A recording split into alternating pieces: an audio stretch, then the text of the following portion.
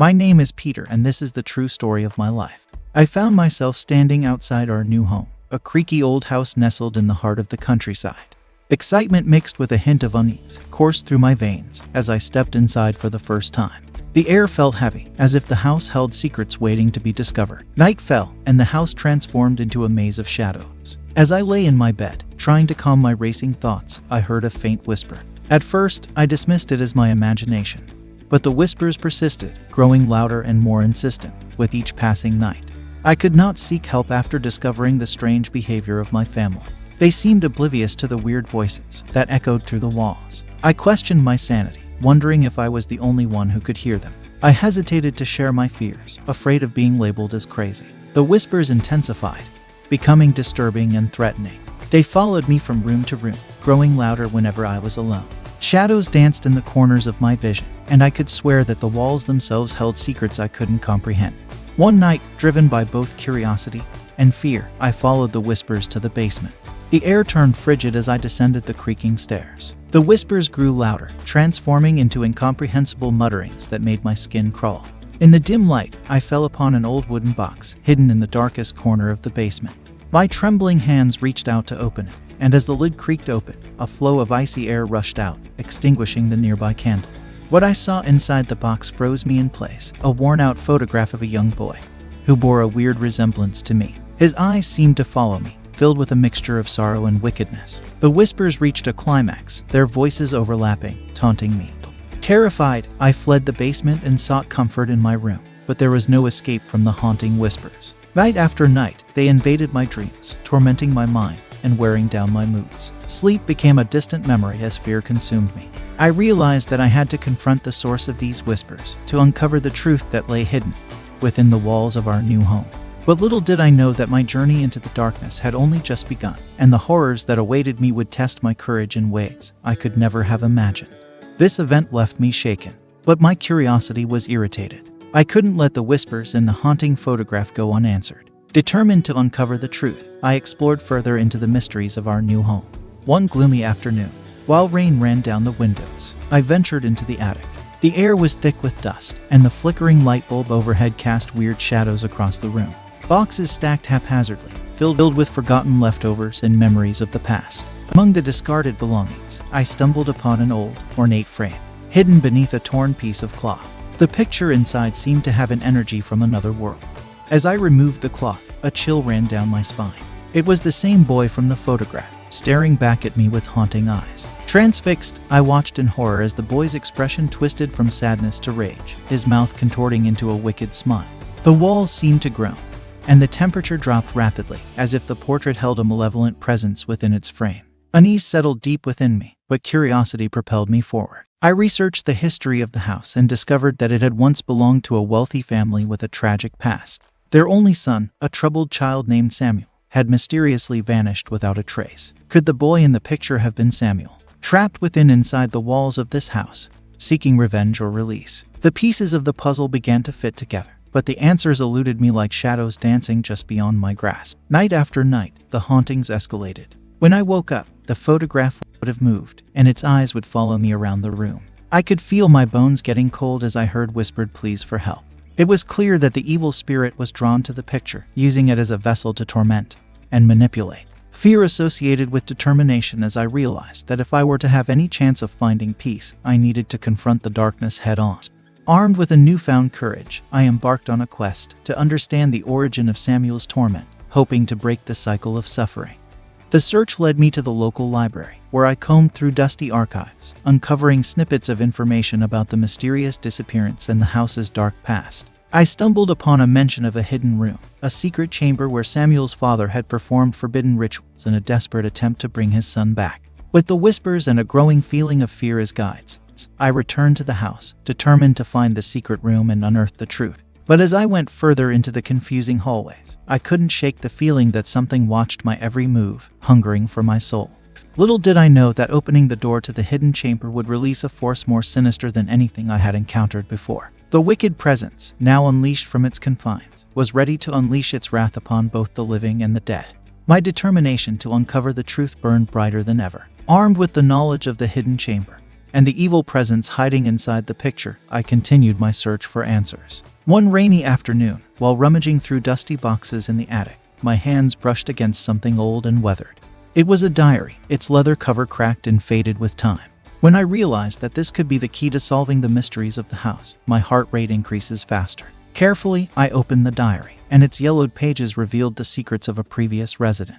The writer's name was Amelia, a young girl who had lived in the house decades ago. Her entries detailed strange occurrences, unexplained disappearances, and a growing sense of dread that echoed my own experiences.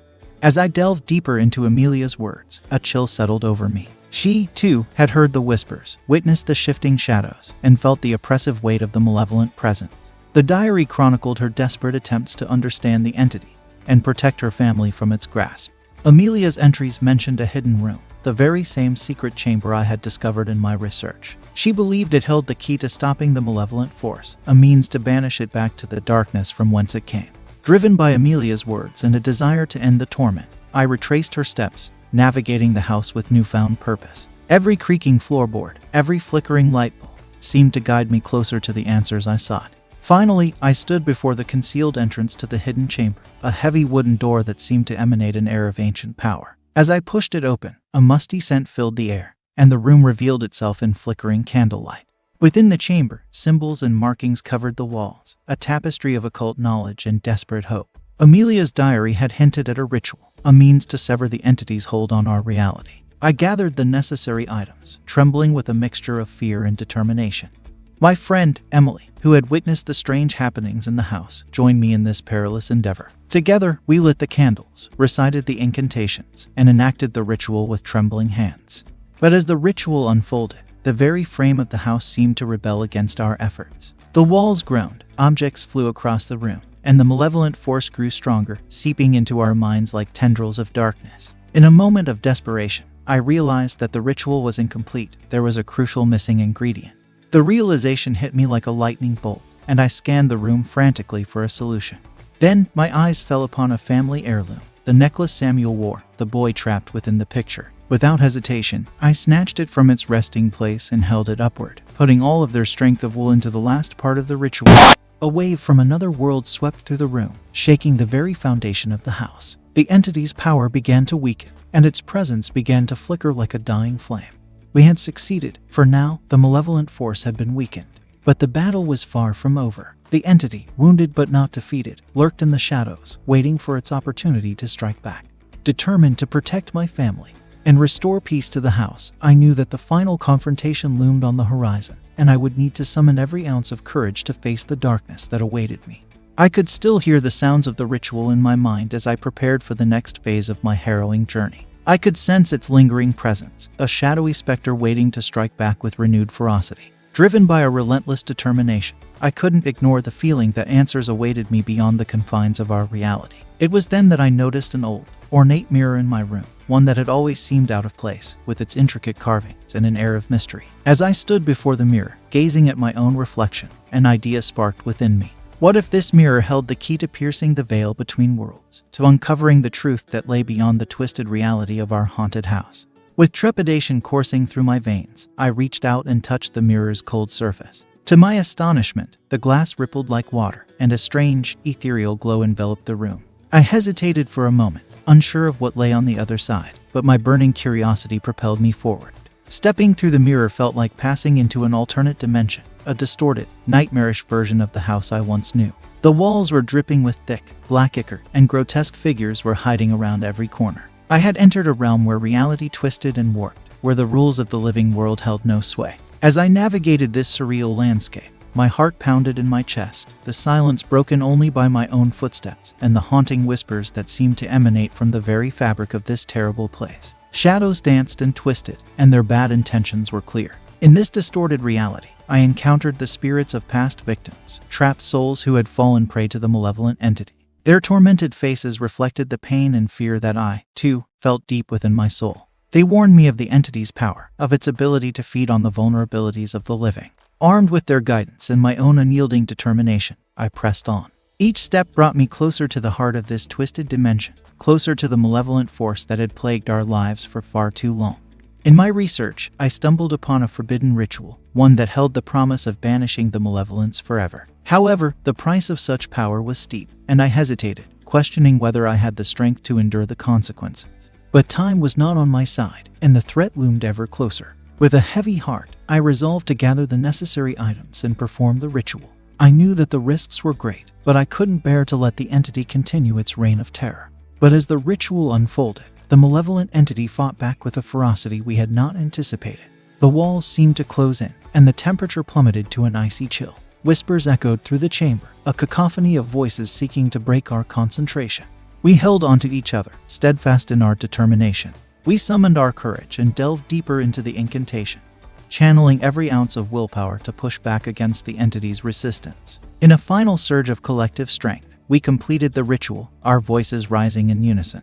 A blinding light enveloped the room, dispelling the darkness and banishing the malevolence from our reality. Silence descended. Only our ragged breaths and the fading power of the ritual broke the silence. We knew that the entity had been cast out, its hold on our lives finally severed. Exhausted but filled with a sense of victory, Emily and I looked at each other, knowing that we had faced our deepest fears and emerged victorious. The house felt different. A weight had been lifted, and a newfound peace settled within its walls. Yet, we understood that the battle against darkness is never truly over. We remained vigilant, knowing that evil could resurface in unexpected ways.